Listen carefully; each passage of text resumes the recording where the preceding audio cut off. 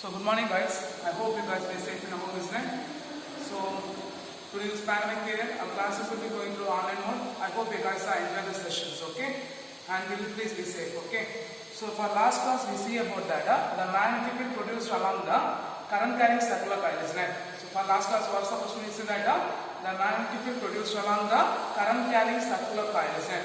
So what's the final expression is that?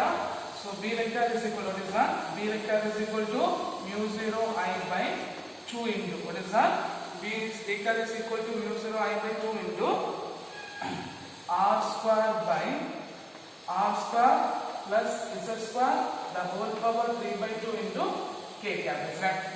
B vector is equal to what is that? B vector is equal to mu 0 I by 2 into R square by R square plus Z square the whole power 3 by 2 into K cap, is that?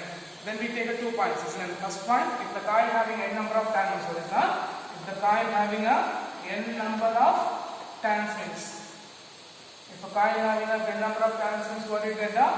B vector is equal to mu 0 I by n into 2 into R square by R square plus Z square the whole power 3 by 2. Okay, then what's the next point we take on?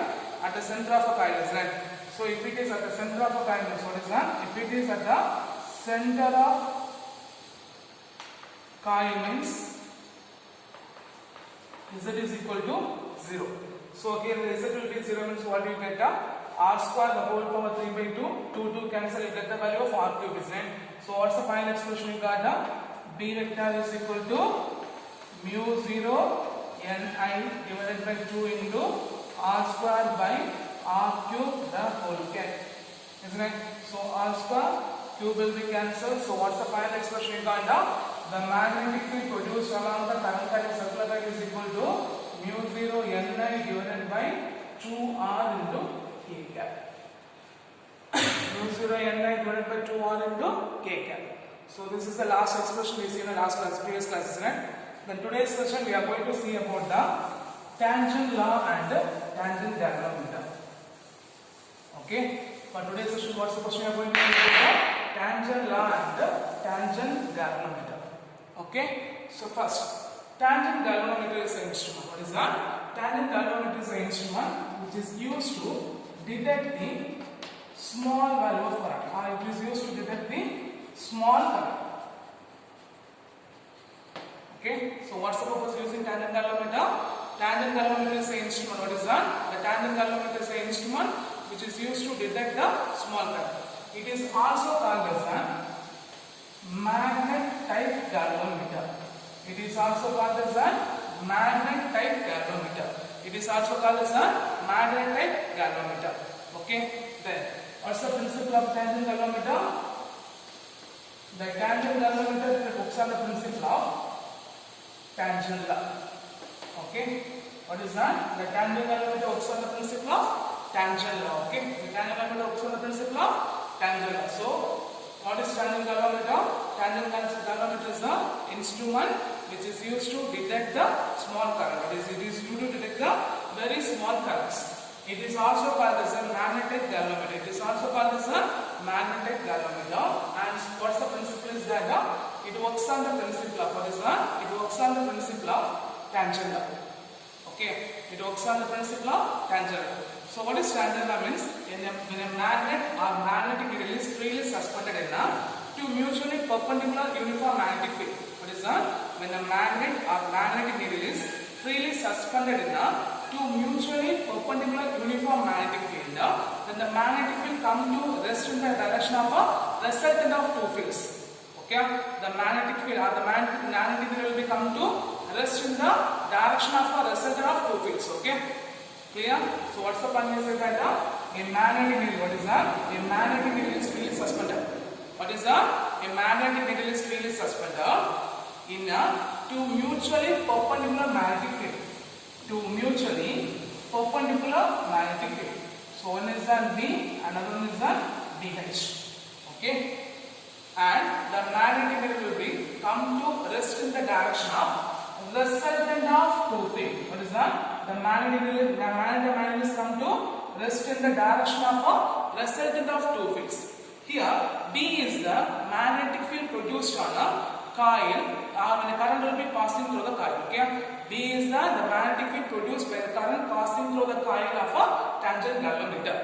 B is the current or magnetic field produced by the current passing through the coil of a tangent galvanometer, and BH is the horizontal components of a earth magnetic field. The horizontal components of a earth magnetic field. Already we know that the earth magnetic field will be divided into two components. One is the horizontal components, other one is the vertical component. The horizontal components will be maximum and equidistant, right? So BH represents what is that? BH represents the horizontal components of a earth magnetic field. Okay, clear? And theta is the angle. What is the theta? The needle will be come to the rest. What is the needle will be come to the rest, which making an angle theta. So from this expression you can write B is equal to BH into tan theta. This is the expression for tangent law. Okay.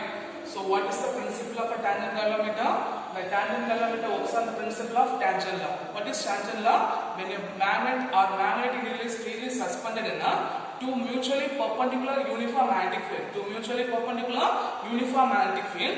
They will be come to rest in the direction of a resultant of two fields. They will be come to rest in the direction of a resultant of two fields. So here B is the magnetic field produced by current passing through the coil in the tangent galvanometer. BH is the horizontal components of the magnetic field, such that theta is the magnet will come to the rest, which makes an angle theta. So B is equal to BH into tan theta. B is equal to BH into tan theta. Okay. The next one, construction. Okay. This part is the construction.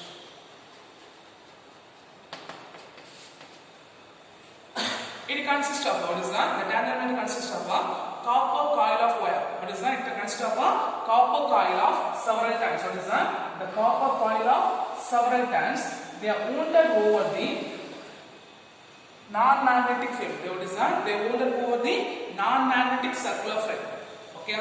It consists of a copper coil of wire having several times wounded over the non-magnetic circular frame. Non-magnetic circular frame. Okay. So what's the first point? It consists of a coil of copper wire having several turns wounded over the non-magnetic circular frame. So the non-magnetic circular frame, the non-magnetic frame is made up of brace or wood. Brace or wood initially placed on a placed vertically on a horizontal table. Placed vertically on a horizontal table with the three leveling screws. With the three leveling screws. Okay, clear? Clear.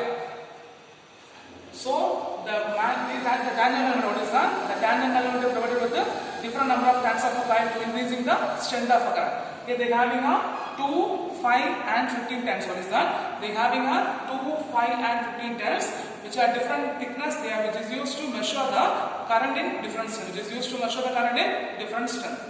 Okay, so what's the first point we say that? It consists of a copper coil of several turns wounded over the non-magnetic circular frame. The circular frame is made up of brace or wood placed vertically on a horizontal table with three leveling screws. Okay, so the TG provided more number of coil with a different number of turns. Okay, the TG provided one or more coil with a different number of turns. Usually, for practical, we have a practical. For practical, the TG having a 2, 5 and 15 turns. 50 times of coil, which is used to measure the strength of a current for different coils. Okay. Now, inside the horizontal table, there is a small projection. There is a small projection on which a compass box will be mounted. On which a compass box will be mounted. Okay. Inside the compass box, a magnetic needle is placed at the center. What is that? Inside a compass box, a magnetic needle is placed at the center, as such that the center of a magnetic needle will be such as to the, which will be equal to the center of a circular coil. Okay.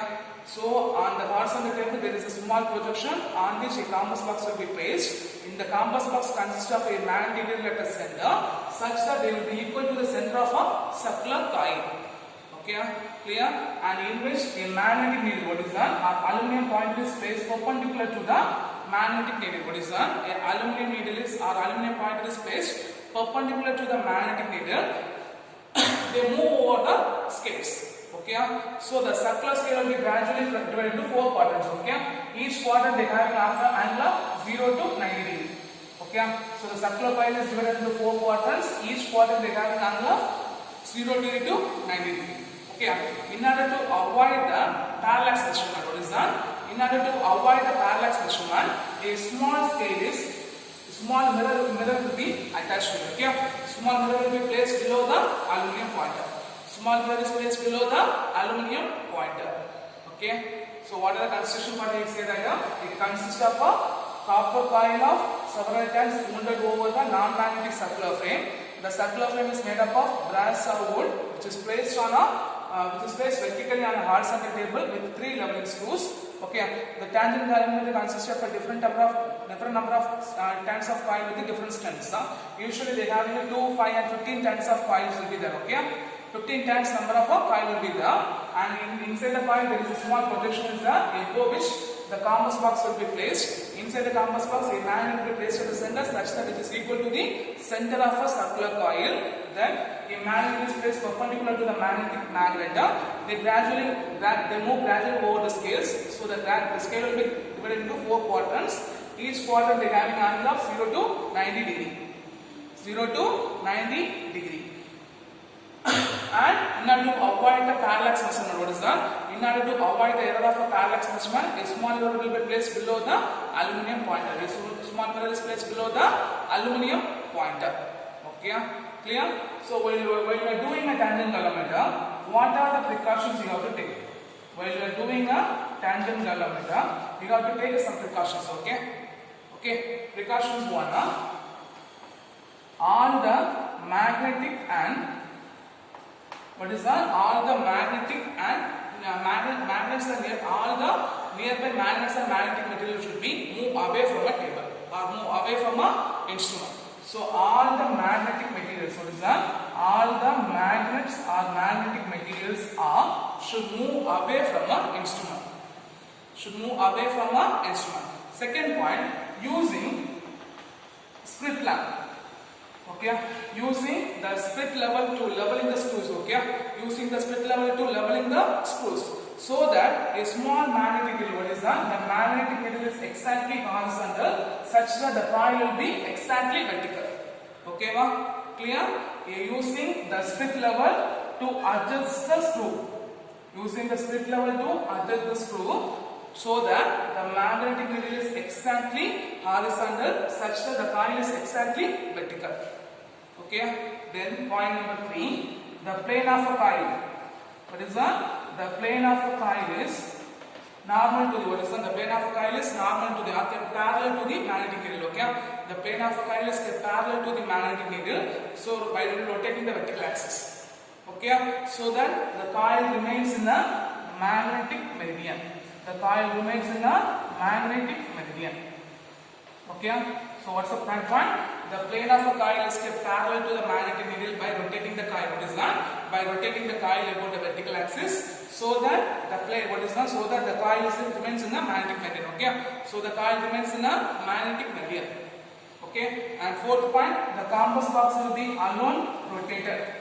Okay, the compass box will be alone rotated. That the aluminum pointer reads the value of 0, 0. Okay, the aluminum pointer, the compass box will be alone rotated. So the aluminum pointer show the value of, read the value of 0 degree, 0 degree. Okay, so what are the precautions taken while you are doing a tangent galvanometer? First precautions, all the magnet and magnetic material should move away from the instrument. Second point, using the split level to leveling the screws. Okay, so that the magnetic needle, so that the magnetic needle will be exactly horizontal, and the plane of the coil is such that, coil is exactly vertical. And third one, the plane of a coil is normal to the magnetic field by rotating the coil in the vertical axis. The plane of a coil is parallel to the magnetic needle by rotating the coil in vertical axis, so that the needle is in magnetic meridian. The point number 4, the aluminum pointer, the compass box will be alone rotated, so the aluminum pointer reads the value 0, 0. Okay, so these are the precautions while we are taking a tangent galvanometer. Okay, the next one, theory. What is that? Theory. Okay, what is that? Theory. So, in a tangent galvanometer, what is that? In a tangent galvanometer, when no current will be passing through the coil, what is that? whenever there is no current will be passing through the coil, the magnetic needle, what is that? The magnetic needle, what is that? When no current will be passing through the coil, what is that? When the no current will be passing through the coil, the magnetic needle will be point lies on the horizontal components of a earth magnetic field. Lies along the horizontal components of a earth magnetic field. Okay, so when a current will be passing through the coil, what is that? When a current will be passing through the coil, there will be two crossroads will be produced. One is that the B, what is the B? The magnetic field due to the electric current of a coil. What is that? The magnetic field produced or the magnetic field produced due to the current passing through the coil is acting normal to the plane of a coil. Is acting normal to the plane of a coil. And the second one, the horizontal components of a magnetic field. Okay, so because of the two crossways, the magnetic field will become to rest in the angle of theta. The magnet will become to rest in the angle of theta. So what's the point? We'll say that theory, when the no current will be passing through the coil, the magnetic needle will be lies along the axis of a horizontal components of earth magnetic field. So when the current will be passing through the coil, the magnetic field will produce along the axis of a circular coil. Okay, produced along the center of a coil. What is the produced along the magnetic field produced at the center of a coil? So that there is a two field is done. One is that the magnetic field produced in the current passing through the coil acting normal to the plane of a coil. Then second one is the horizontal components of earth magnetic field. So because of the two fields, the magnet needle will be come to the rest in the direction of a resultant of two angles. So what do you get? In the theory we see that B is equal to BH into tan theta. B is equal to BH into tan theta. When the current passing through the coil, what is that? When the electric current passing through the coil having a radius R and number of turns N. What is that? When the current passing through the coil having a radius R, number of turns N means. When a current passing through the coil having radius R, number of turns N means already we write this. B vector is equal to what is that? B is equal to mu 0 Ni divided by 2R. So if you have substituted in the previous expression, is what you get? Mu 0 Ni divided by 2R is equal to BH into tan theta. Okay. From this, the horizontal components of earth magnetic field, BH is equal to what you get? Mu 0 N by 2R into I by tan theta. From this, the horizontal components of earth magnetic field BH is equal to mu 0 Ni by 2R into I by tan theta. I by tan theta. Clear? Clear. So what's the point? We say that what's the theory? We say that whenever there is no current passing through the coil, the magnetic needle along the axis of a current carrying circular coil. Okay, the magnetic field will be along the axis of a horizontal components of a earth magnetic field. So when a current will be passing through the coil, they are producing a magnetic field. So by using two crossways, the magnet will be come to the rest in the direction of a resultant of a two field, which makes an angle theta. So by the theory of tangent law, B is equal to BH into tan theta. So the for a coil having a radius R, number of turns N means we substitute that B is equal to mu 0 Ni by 2R. If we substitute there, mu 0 Ni by 2R is equal to BH tan theta. From this, BH is equal to mu 0 N by 2R into I by tan theta. Clear? Clear. So this is explain the principal construction theory of a tangent galvanometer. Okay. So guys, what is tangent galvanometer? Tangent galvanometer is the instrument which is used to detect the small current. It is also called as a magnetic galvanometer. What's the principle? It works on the principle of tangent law. So what is tangent law? When the magnetic needle is freely suspended in two mutually perpendicular uniform magnetic field, they come to rest in the direction of a resultant of two fields. Okay, so B is the magnetic field produced by a current passing through the coil in tangent galvanometer. BH is the horizontal components of a magnetic field. The magnetic needle by two crossways, the magnetic field come to the rest, which makes an angle theta. So B is equal to BH into tan theta. Then we see the construction. Okay, it consists of a circular copper coil of several turns wounded over the non-magnetic circular frame. The circular frame is made up of bracer rod placed vertically on a horizontal table with 3 leveling screws. The coil having different number of turns, which is used to measure the strength of currents. Usually the tangent galvanometer having 2, 5 and 50 turns of coils. Okay. Then next, on the horizontal table there is a small projection on which a compass box will be placed. the compass box consists of a magnetic needle such as the center, which will be equal to the, which is same as the center of a circular coil, and which aluminum pointer is placed over the magnetic needle, which will be gradually move over the scales. So it will be divided into 4 quadrants having a angle, which will mark this angle 0 degree to 90 degree.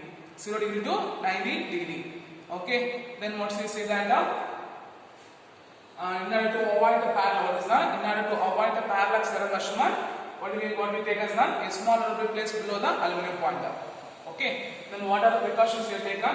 All the magnets and magnetic needle should be move away from the instrument by using a split level to level in horizontal screws, so that the magnetic needle, what is that? The magnetic needle is exactly horizontal and the plane of a coil is exactly vertical. Okay. Then the plane of a coil is normal to the magnetic field by rotating the coil in the vertical axis. Okay. So that the coil, the magnet is placed in magnetic meridian. Then the compass box will be aluminum rotator, so the aluminum pointer x value 0 degree. I am making this range to 0 degree, 0 degree. Then when the area of tangent alumina, when the no current will be passing through the coil, what happened here? The magnetic field will be lies along the horizontal components of magnetic field. So when the current will be passing through the coil, the magnetic field will be produced along the axis of a circular, produced in a circular coil. So by tangent theory, B is equal to BH into tan theta. Now we take a coil having a radius R, n number of turns means the magnetic field B is equal to mu 0 Ni by 2R. If you substitute here, from this we are measuring the horizontal components of a magnetic field. BH is equal to mu 0 by Ni into I by tan theta. Clear? Clear? So this is one of our important final question in which two more questions also there. State tangent law. Okay? What is that? State tangent law.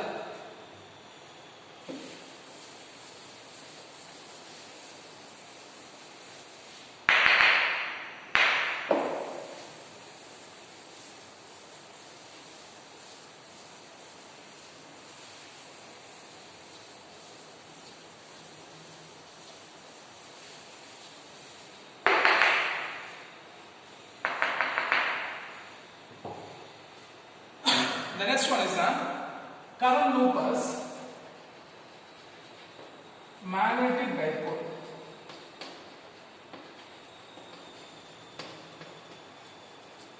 What is that? The current loopers magnetic dipole.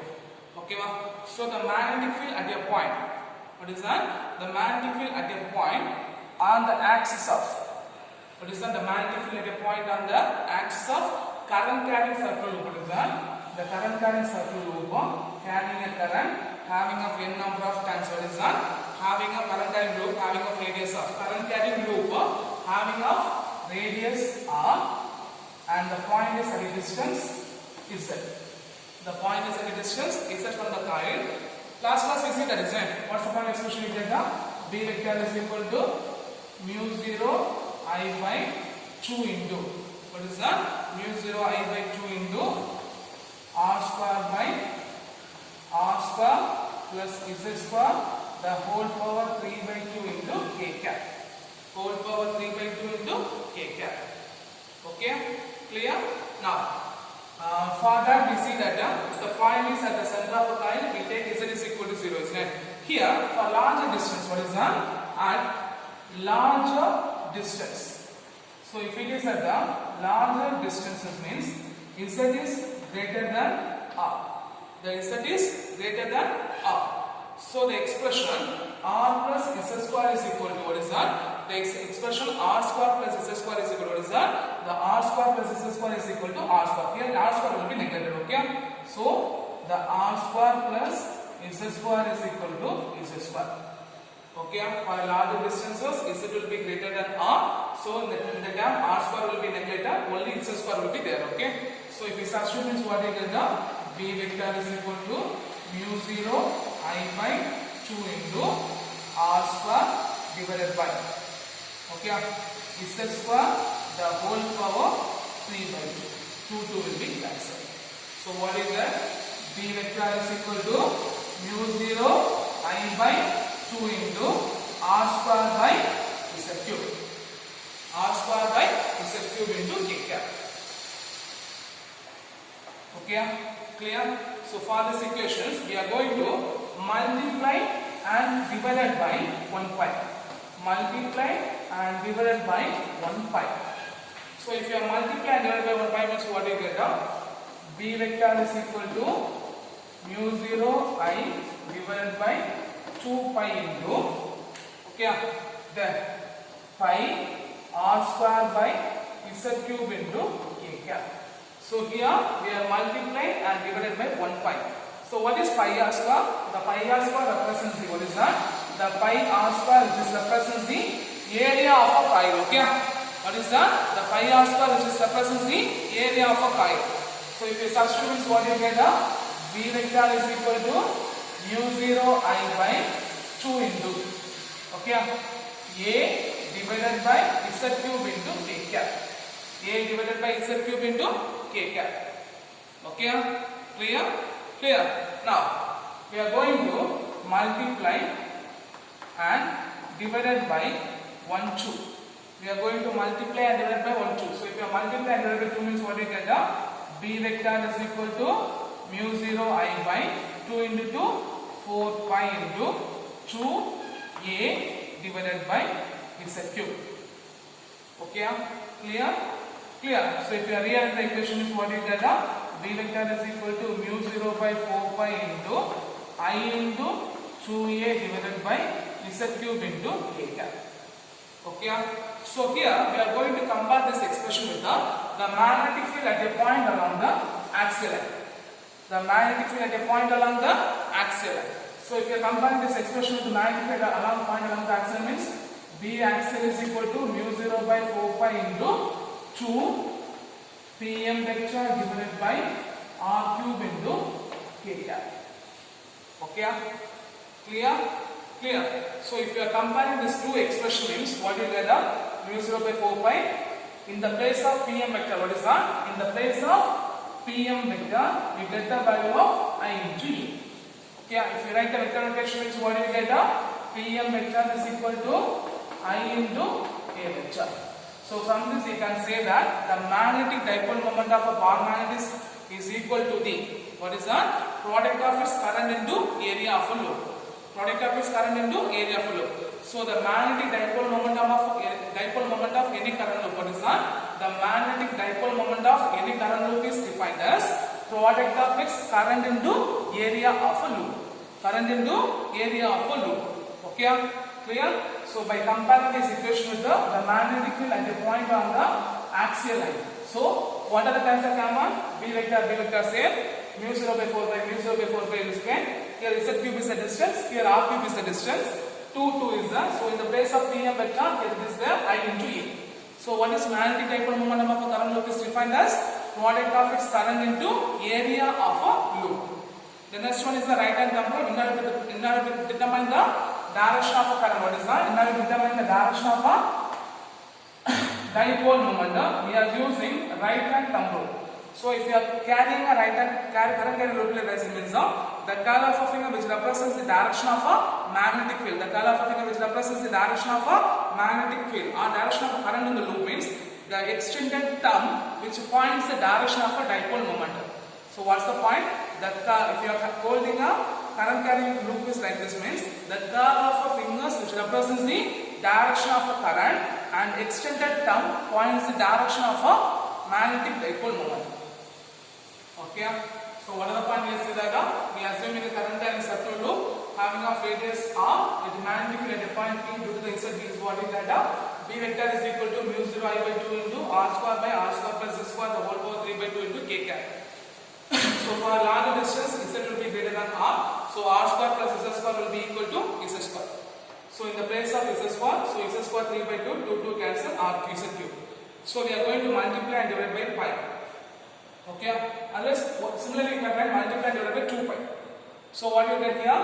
2 pi means 2 into 2 4 pi and 2 pi is pi r square which is represented by a r. First to write multiply and divide by pi. Okay, so pi into pi is the pi r square which represents the area of a loop. Then we are going to multiply and divide by 2. 2 into 2 4 and 2a is the. So we rearrange the equation I into 2a by z cube. Then we compare the equation with the magnetic field point on axial line. So what you get? Pm is equal to I into a and Pm vector is equal to I into dot a vector. From this, the magnetic dipole momentum of a current loop is defined as the product of its current into area of a loop. Product of its current into area of a loop.